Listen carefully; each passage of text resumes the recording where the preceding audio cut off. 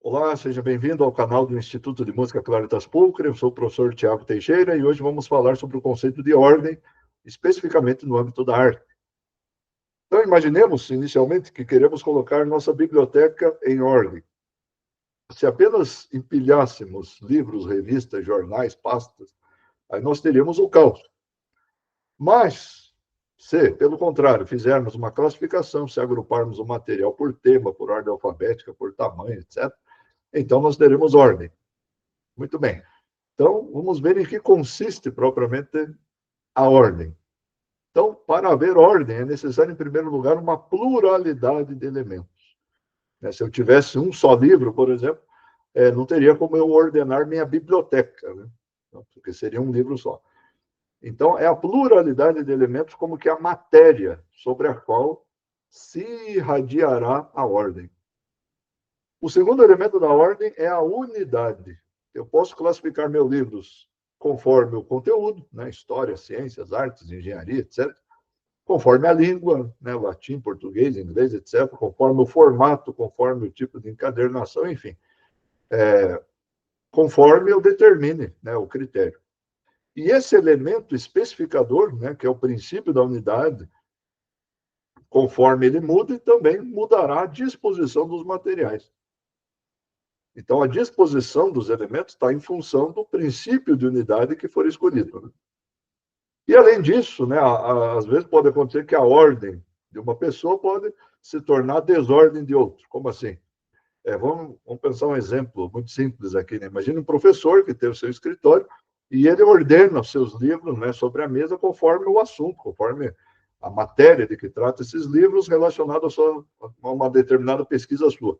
Mas vamos imaginar que o mordomo dele, né, por exemplo, que está fazendo a limpeza, está fazendo a arrumação, considera que aquilo lá é uma desordem, né, e que a ordem verdadeira seria, por exemplo, empilhar os livros simplesmente conforme o tamanho deles. Né? Aqui haveria uma confusão, né, entre os princípios de ordem. Né? Para o professor seria o necessário seria uma ordenação por assunto e para o mordomo seria simplesmente uma questão de tamanho, de dimensão dos livros. Né? Mas isso por quê? Porque o mordomo não entendeu, né? Não apreendeu o princípio de ordem que inspirava o seu patrão, por exemplo. Né? Bom, de qualquer forma, né, é por essa redução à unidade que a ordem reina, né, que a ordem se afirma. Em latim, a unidade é definida como o elemento racional da ordem. Nós dizemos ratio ordinis. E por que é necessário esse princípio de unidade para haver ordem? Porque a nossa inteligência necessita, ela anseia, ela se deleita na unidade. Né? Então, instintivamente, nossa inteligência classifica, agrupa as coisas em torno de um centro. A desordem, por outro lado, ela nos choca, ela nos faz sofrer. Mas, além da multiplicidade de elementos e desse princípio de unidade, né, há ainda um terceiro elemento, que é integrante aí no conceito de ordem, que é a variedade. O que é isso? A variedade, ela significa que os elementos, né, que estão sendo ordenados, eles devem trazer em si, em graus variados, o caráter comum que a inteligência escolhe como princípio de ordem. Então, vamos imaginar o nosso exemplo simples aqui de uma biblioteca, né? Então, nem todos os livros terão o mesmo valor, a mesma importância. Mais variado, né? É importante dizer isso, não é disparatado. A variedade, ela pressupõe elementos comuns. A disparidade, por outro lado, ela torna impossível reduzir a unidade. É como se nós quiséssemos, por exemplo, ordenar homens com figuras geométricas ou ordenar girafas com juízos científicos. Daí seria impossível. Então, em resumo, né, para haver ordem, precisamos de multiplicidade, precisamos de variedade, precisamos de unidade. E por isso que se define ordem como a redução de elementos múltiplos e variados à unidade segundo o mesmo princípio. E São Tomás de Aquino vai definir também de uma forma semelhante, num trecho do comentário dele às Sentenças. Então, São Tomás fala o seguinte: a ordem, em sua razão própria, inclui três coisas. Em primeiro lugar, a distinção, porque não há ordem senão entre realidades distintas. Em segundo lugar, inclui a relação de anterior e posterior. Por isso, segundo todos os modos em que se pode dizer que uma coisa é anterior a outra, seja segundo lugar, seja segundo tempo, seja segundo quaisquer outros aspectos semelhantes, pode-se falar de ordem entre certas coisas. E, em terceiro lugar, inclui a própria razão de ordem, pela qual também a ordem se especifica.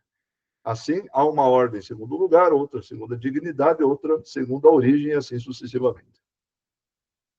Bom, muito bem. E na arte, como que se aplica esse conceito de ordem aqui que estamos falando? Então, nem toda ordem de elementos materiais será dita artística. Então, por exemplo, né, uma biblioteca bem catalogada, uma vitrine bem organizada, ou uma caixa de ferramenta bem arrumada, tudo isso possui ordem, né, possui elementos sensíveis sendo organizados, mas, nesse caso, nós não diremos que é uma beleza artística.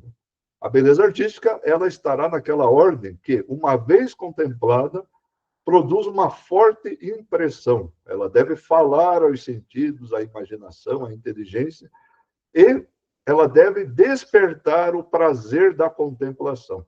Temos que lembrar que, justamente, a definição aí, clássica, né, tomista, de beleza é: o belo é aquilo cuja apreensão agrada. Portanto, a ordem especificamente artística será aquela ordem que é expressa de um modo poderoso, deslumbrante.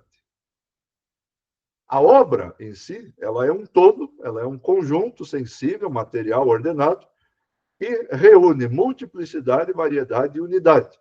Mas é necessário que o artista adapte essa ordem própria da obra à ação contemplativa que deseja suscitar no observador, ou no ouvinte, né, no caso de uma obra musical. Então, quanto mais perfeita for essa adaptação, mais bela será a obra. Então, a primeira condição da ordem artística é a multiplicidade. Então, Aristóteles já falava, por exemplo, em justa medida, ou seja, uma obra que for muito pobre de elementos, por exemplo, ela será mesquinha, ela será incapaz de interessar. Mas, por outro lado, também uma obra com que tem um excesso de elementos também confundirá o observador, impedirá a visão do conjunto, né? Vamos pensar aqui, por exemplo, numa pintura que representa uma cena, uma batalha, né, muito complexa, com muitos elementos, ou uma música, né, estilo mais moderno, né, que for muito, que seja saturada de efeitos sonoros. Enfim, são casos em que a obra eventualmente perderá, né, valor artístico. Por quê? Porque justamente não se deixa apreender pelo olhar ou pelo ouvido, né, no caso da música. Então, no caso da arte, a multiplicidade ela não é absoluta, ela depende da capacidade de contemplação do sujeito. Inclusive, o artista pode, muitas vezes, apenas sugerir algo, né? E a imaginação do espectador já completará o restante. Então, isso até é um meio de que não se multipliquem elementos de forma desnecessária. Então, um escritor, por exemplo, ele não precisa dar todos os detalhes possíveis de um determinado personagem, de uma determinada situação, né? Às vezes, basta insinuar esses detalhes, né? Ou, na pintura, às vezes, um simples traço pode já sugerir uma determinada forma. Na música, às vezes, um fragmento da melodia pode já evocar um determinado tema musical que já foi apresentado, e assim por diante. Então, de modo geral, né, o bom artista ele terá essa habilidade de fazer o contemplador ser um colaborador, né, sobre esse aspecto específico. E, além da multiplicidade, também é necessário haver variedade. E por quê? Porque a monotonia embota a nossa atenção. E por isso mesmo ela destrói o prazer estético. Né? Porque não é deleitoso contemplar algo que não retém minimamente a nossa atenção. Um bom pintor, por exemplo, ele vai saber multiplicar personagens, multiplicar cores, movimentos, mas todos em função de um tema central. Assim como um bom compositor conseguirá alternar temas, contratemas, divertimentos, numa fuga, né, por exemplo, para manter constante a atenção do seu ouvinte, sem monotonia.